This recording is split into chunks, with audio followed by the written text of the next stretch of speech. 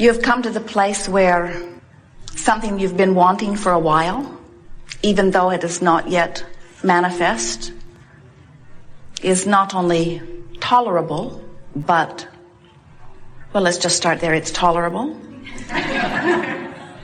You're able to put up with unfulfilled desires. It's all right for now to have an idea of something and not have it manifested. That's all right with you?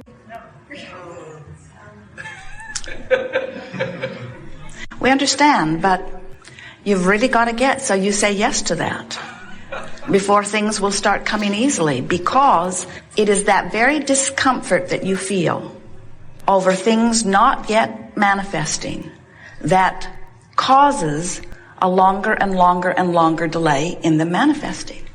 Because when you want something and you notice it hasn't happened yet, and you keep noticing that it hasn't happened yet, and you keep feeling the way you feel when you notice it hasn't happened yet, that feeling is your indicator that you're offering a vibration because it hasn't happened yet that matches it not having happened yet. And as long as the vibration that you're offering is about it not having happened yet, then it can't happen. So, do you sort of get it that you must, as a deliberate creator, decide that you are not going to offer your vibration in response to what is. Because if you are offering your vibration in response to what is will remain as it is. You have to find a way of molding the energy into something that matches what you want. Most of you, even those of you who are beginning to understand about emotion, understanding that it is your guidance system, even those of you who are beginning to understand that it is a vibrational universe in which you are focused and that you are vibrational beings, still, most of you offer your vibration in response rather than in deliberate offering. Something happens, you respond vibrationally.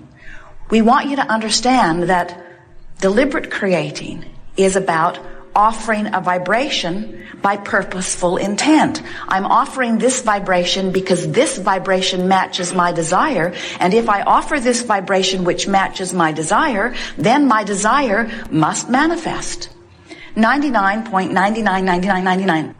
Most of every creation is complete before you see any physical evidence. It is complete in the vibrational sense. So, if you are offering your vibration in response to what you're observing, and what you're observing is that what you want has not yet come, now you continue to offer a vibration about it not yet having come, which means you're holding yourself in that uncomfortable place, that gap, that lag between identifying that you want it and receiving it. So when we say to you, have you come to the place where those unfulfilled desires still feel all right? You feel eager. You feel hopeful. You feel anticipation. You're looking forward to it unfolding, but you're not disappointed that it has not yet unfolded. Now you're getting close to the vibrational proximity that's going to let it flow. We want you, as you begin to bring this idea of allowing the energy that creates worlds to flow through you toward your creative end. We want you to feel how well named this gathering is, as we call it, the art of allowing, because you become very practiced, very good, very artful. You become very practiced at recognizing where you stand by recognizing how you feel. So we're just going to say it to you in as plain of words as Esther can find in response to the powerful intent that we are offering to you. You have to want more than anything to feel good. And you have to be willing to work harder on this than anything else on feeling good. And here's the blunt statement that we want you to leave here remembering. You've got to stop letting what is dictate your emotional response. So, somebody hurts your feelings. You don't want to be somebody that somebody can hurt your feelings. You don't want to be hanging out there so tentatively that terrorists could strike in a part of the world that has nothing to do with you, and it can make you afraid? You don't want to be hanging out here in such a fragile position that someone that you care about could be disconnected, having a bad day, say something to you and hurt your feelings, and have them, who you can't control, wouldn't want to even if you could, or speaking from your inner being point of view, of course.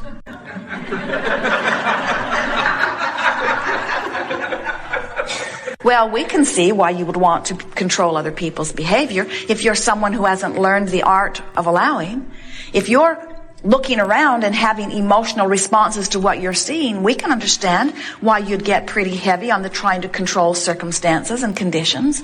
But by now, we would have thought you would have given that up because you're not able to do it. And as soon as you get one of them corralled and managed and molded in the way that they need to be so that you can look at them and feel good, another one just pops up.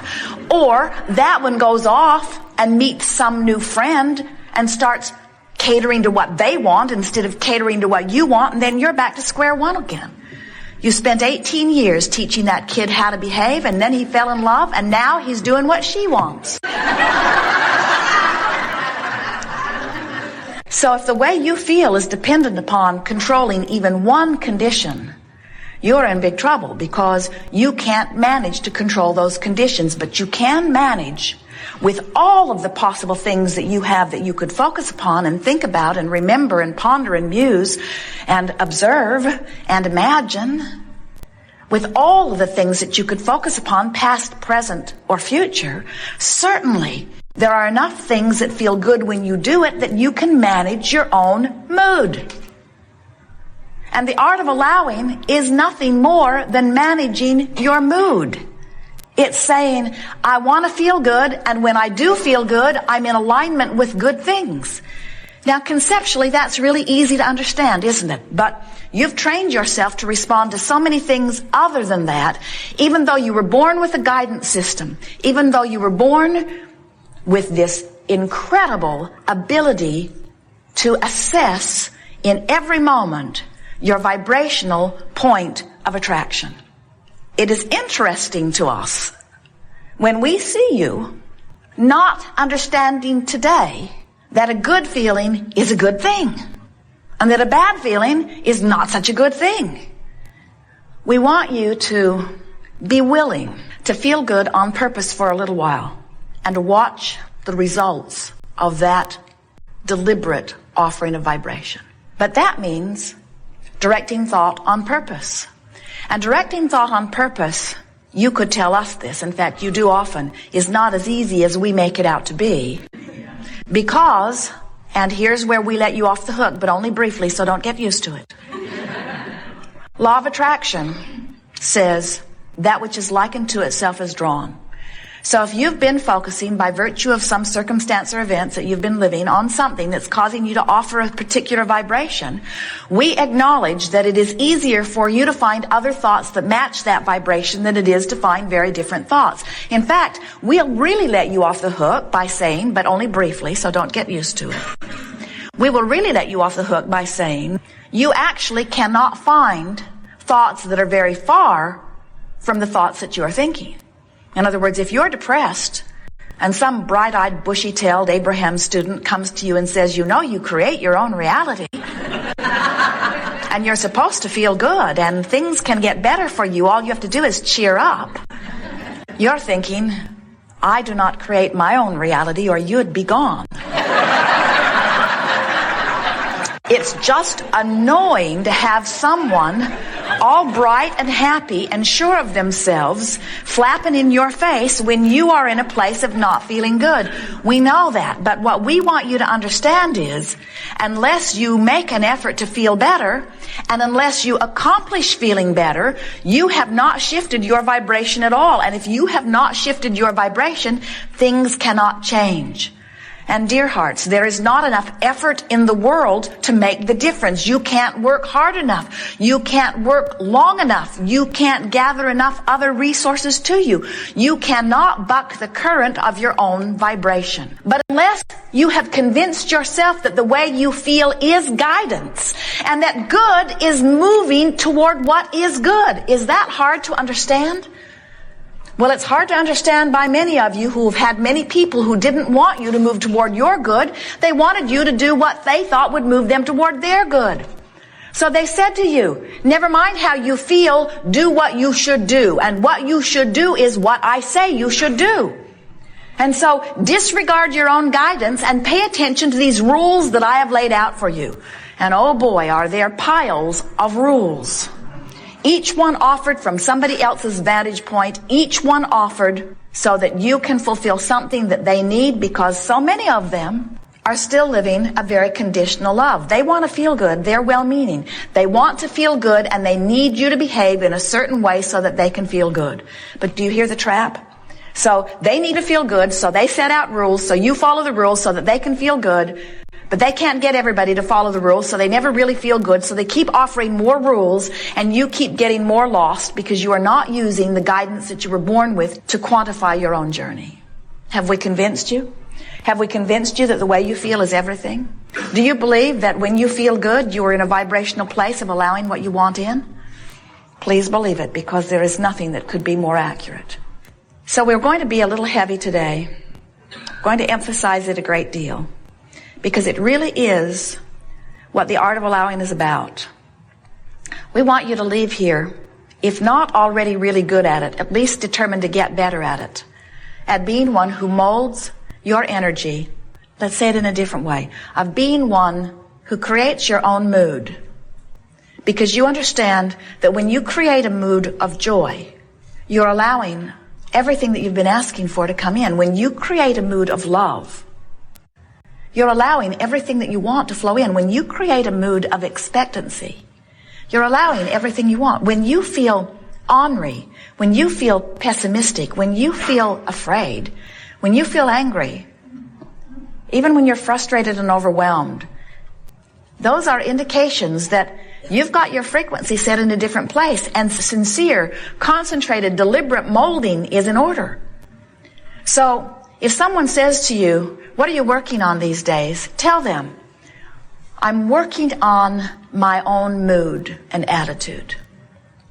And if they're wise enough to ask you why, tell them, because that's my true, in the moment indication of how many of the wonderful things that I have been praying for and asking for, I'm allowing into my experience right now. Tell them, I'm no longer dictating my focus by whether it's interesting or whether it's important or whether somebody else is pointing at it or whether somebody else has made a big deal about it. I'm no longer guiding my sculpture of my life by any outside factor or guidance. I'm guiding it completely by the way I feel.